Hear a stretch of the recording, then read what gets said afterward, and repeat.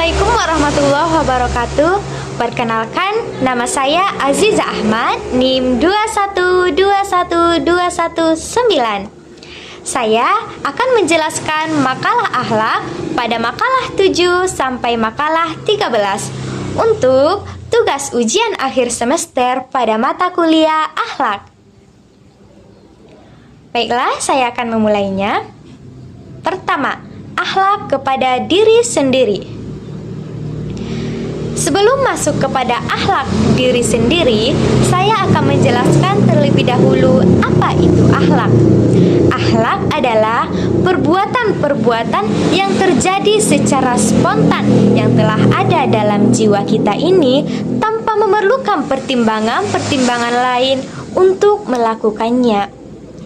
Sedangkan akhlak kepada diri sendiri adalah akhlak bagaimana perbuatan, sikap kita terhadap diri sendiri, baik secara jasmani ataupun rohani.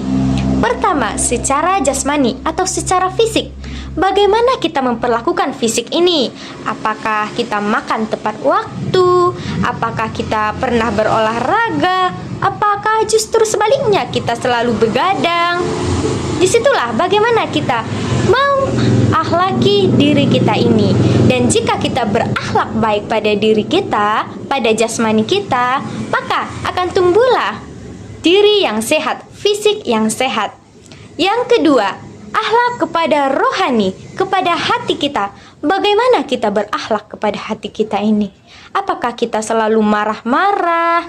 Apakah kita selalu iri dengki? Apakah kita senang melihat orang bahagia?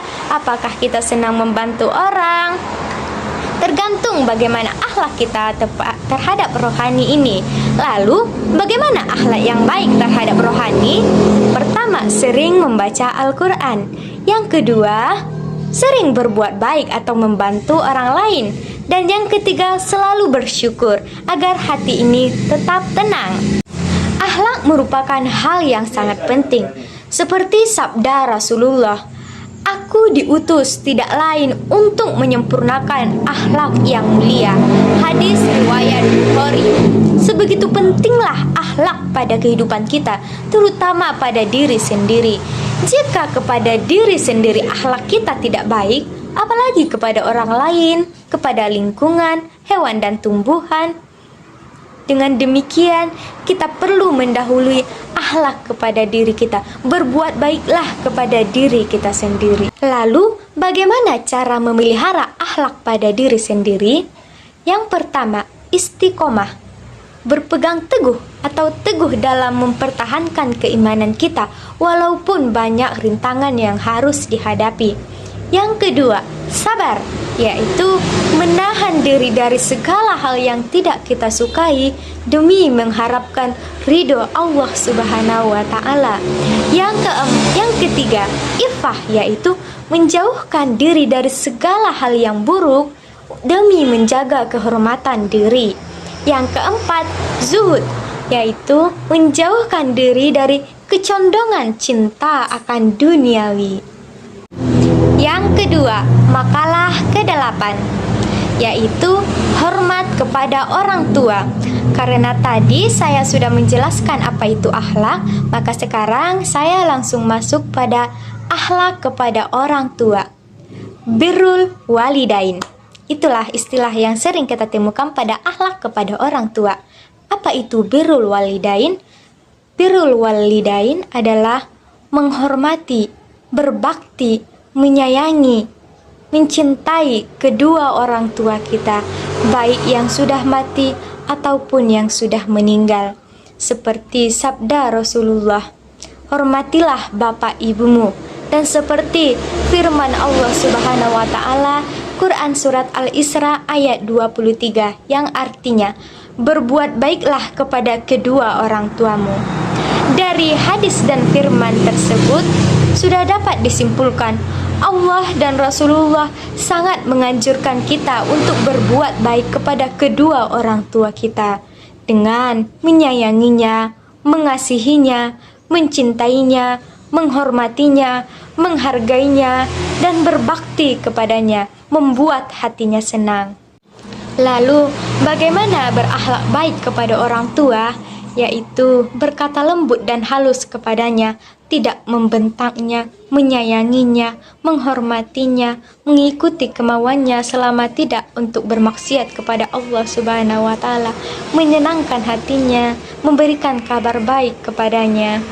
Dan apa manfaat serta urgensi jika kita berakhlak baik kepada orang tua?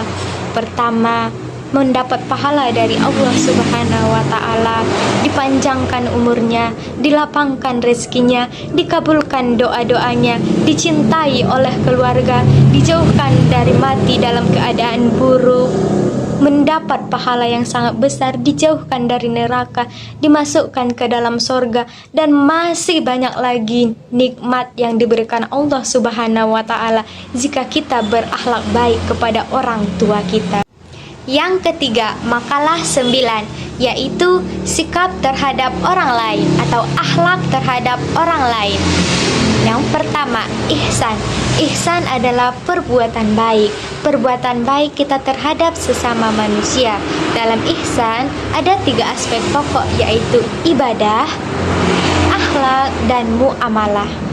Yang kedua, tawadu. Tawadu adalah sikap rendah hati, tidak menganggap diri kita ini lebih daripada orang lain. Dalam artiannya, tidak sombong kepada manusia, tidak sombong kepada sesama manusia, bersikap rendah hati. Yang ketiga, ta'awun. Ta'awun adalah sikap saling tolong menolong. Karena kita adalah makhluk sosial, kita juga membutuhkan manusia yang lain untuk kelangsungan hidup kita. Jadi kita harus saling tolong menolong. Misalnya membantu tetangga yang dalam kesusahan, menutup aib orang lain, memberi makan orang miskin, dan masih banyak lagi. Yang keempat, tafakul. Tafakul adalah tolong menolong dalam investasi atau menolong orang yang dalam bentuk uang pada orang yang dalam keadaan musibah. Yang kelima, tasamuh. Tasamuh adalah sikap menghormati dan menghargai sesama manusia. Karena dalam hidup ini, dalam sesama manusia, kita harus saling menghargai dan menghormati. Itu juga adalah suatu akhlak yang harus diterapkan, saling menghargai dan menghormati. Misalnya, toleransi kepada tetangga. Yang keenam, ukhuwah. Ukhuwah adalah sikap persaudaraan, karena semua muslim itu adalah bersaudara. Untuk meningkatkan sikap saling tolong-menolong itu, dalam diri kita ini juga harus ada rasa persaudaraan. Lalu, apa urgensi yang didapat jika memiliki akhlak yang baik kepada orang lain? Pertama, tentunya dicintai oleh Allah Subhanahu wa taala. Kedua, dicintai atau disenangi oleh masyarakat. Ketiga, tidak dikucilkan oleh masyarakat. Keempat, memiliki kedamaian tersendiri kepada orang lain karena diri kita memiliki akhlak yang baik. Tentunya kita juga akan memiliki ketenangan dan kedamaian tersendiri. Yang keempat, makalah 10, akhlak kepada lingkungan. Apa itu akhlak kepada lingkungan? Akhlak kepada lingkungan adalah sikap atau perilaku kita terhadap lingkungan dengan memanfaatkan sumber daya yang ada pada lingkungan, tetapi tidak secara berlebihan atau tidak mengeksploitasinya. Cukuplah untuk memenuhi kebutuhan kita sehari-hari. Pertama, akhlak kepada hewan. Kenapa kita harus berakhlak kepada hewan? Mereka kan cuma hewan. Jawabannya adalah hewan itu juga adalah ciptaan Allah Subhanahu wa taala. Mereka juga bisa memiliki rasa sakit. Jadi kita harus berakhlak baik kepada hewan. Bagaimana caranya? Pertama, tidak mengganggu hewan yang lemah. Yang kedua, memberi makan hewan yang lapar atau juga memberi minumnya. Ketiga, tidak membunuh hewan yang tidak mengganggu pada diri kita.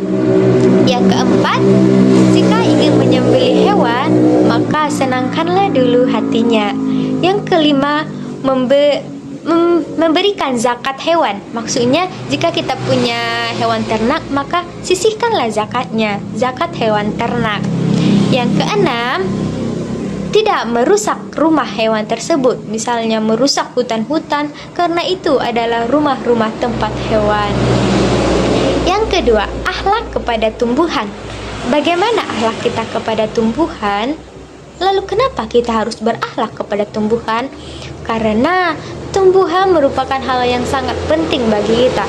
Tanpa tumbuhan, kita juga tidak bisa hidup. Misalnya untuk makan sayur-sayuran, pohon yang menghasilkan oksigen. Dan bagaimana cara berakhlak yang baik? Pertama, membantu proses pertumbuhannya dengan menyiraminya. Yang kedua, tidak menebang pohon sembarangan. Yang keempat, melindungi hutan-hutan. Yang kelima, mengeluarkan zakat pertanian atau zakat tumbuhan. Yang keenam, tidak merusak atau memotong-motong atau merusak-rusak bunga-bunga tersebut secara tidak baik. Yang ketujuh, menjaganya, terus menjaganya agar juga bermanfaat bagi kita. Lalu, apa urgensi yang didapat atau manfaat jika berbuat baik atau berakhlak baik kepada lingkungan? Yang pertama, menjaga keseimbangan kehidupan kita, karena kita dengan lingkungan ini saling membutuhkan, dan justru kita sangat membutuhkan mereka. Kita sangat membutuhkan hewan-hewan, kita sangat membutuhkan tumbuhan untuk kita makan, untuk oksigen, dan lain-lain. Kita sangat membutuhkan mereka. Kedua, untuk kelangsungan hidup kita, ya seperti yang tadi, kita sangat membutuhkan mereka. Misalnya ayam untuk dimakan, ikan untuk dimakan, sayur-sayuran, pohon untuk oksigen, dan masih banyak lagi. Berakhlak baik kepada hewan dan tumbuhan ini sangat dianjurkan, karena Rasulullah juga pernah bersabda, yang artinya, kasihanilah siapa saja yang ada di bumi, maka niscaya kalian akan dikasihani oleh yang ada di langit. Hadis riwayat Tirmizi. Ini bermaksud kita tidak boleh menyakiti hewan atau tumbuhan secara semena-mena. Kita juga harus mengasihi mereka. Yang kelima, hubungan akhlak dengan ilmu psikologi. Psikologi adalah ilmu yang mempelajari tentang tingkah laku manusia, jiwa, mental, pemikiran, khayalan, kemauan, dan cinta yang ada pada diri seseorang. Sedangkan akhlak tadi adalah perbuatan-perbuatan yang telah ada dalam jiwa seseorang yang secara spontan terlakukan tanpa pertimbangan-pertimbangan oleh pemikirannya. Lalu, hubungan akhlak dengan psikologi itu apa? Nah, hubungan akhlak dengan psikologi adalah ilmu psikologi ini mempelajari tingkah laku, jiwa, khayalan oleh seseorang. Dan ilmu akhlak juga mempelajari hal yang sama, yaitu tingkah laku, kejiwaan, khayalan, perbuatan yang dilakukan oleh seseorang. Yang keenam, hubungan akhlak dengan ilmu sosiologi. Sosiologi berasal dari kata sosius yang artinya sosial dan logos yang artinya ilmu pengetahuan. Sedangkan sosiologi adalah ilmu yang mempelajari tentang kehidupan sosial atau dalam artian lain, ilmu yang mempelajari tentang kehidupan bermasyarakat. Lalu, apa hubungan antara akhlak dengan ilmu sosiologi?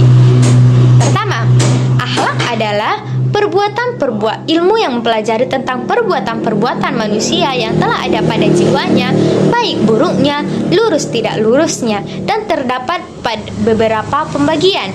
Akhlak kepada sang pencipta, akhlak kepada lingkungan, kepada hewan, kepada tumbuhan, dan akhlak kepada sesama manusia. Nah, disinilah letak hubungannya, di mana ilmu sosiologi juga mempelajari tentang kehidupan bermasyarakat, artinya kepada sesama manusia, dan akhlak juga mempelajari tentang akhlak kepada sesama manusia. Disinilah letak hubungannya. Bagaimana sikap kita terhadap sesama manusia? Bagaimana sikap kita kepada masyarakat? Baikkah, burukkah, luruskah, atau tidak luruskah? Disitulah letak hubungannya. Lalu, bagaimana akhlak terhadap kehidupan sosial itu?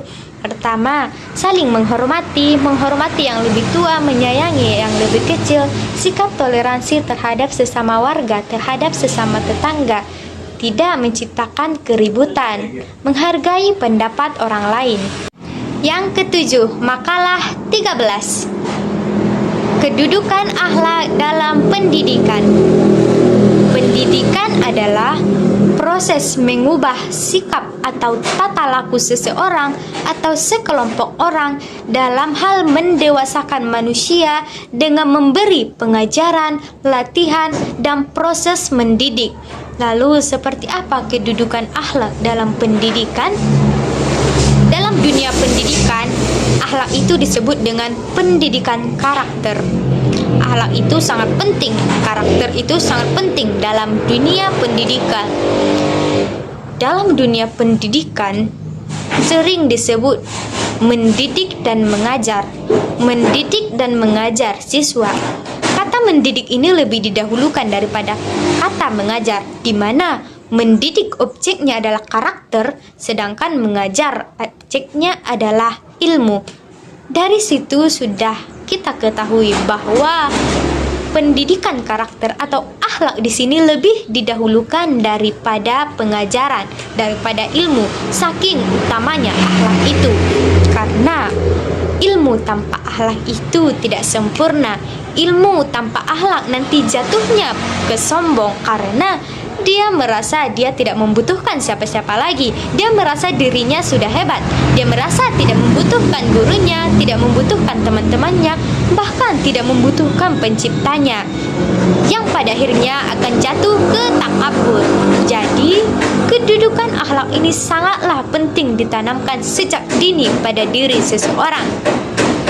Dalam dunia pendidikan inilah sangat ditekankan, sangat berperan penting untuk mendidik karakter, mendidik akhlak anak didiknya.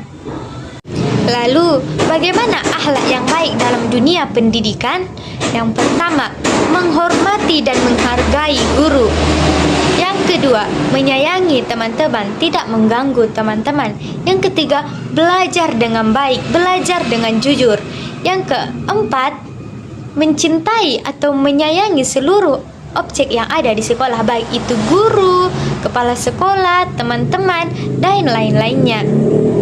Lalu, apa urgensi yang didapat? Yaitu mendapatkan ilmu yang berkah, mendapatkan ilmu yang bermanfaat pada diri kita, dan bermanfaat untuk masa depan kita. Sekian yang dapat saya sampaikan.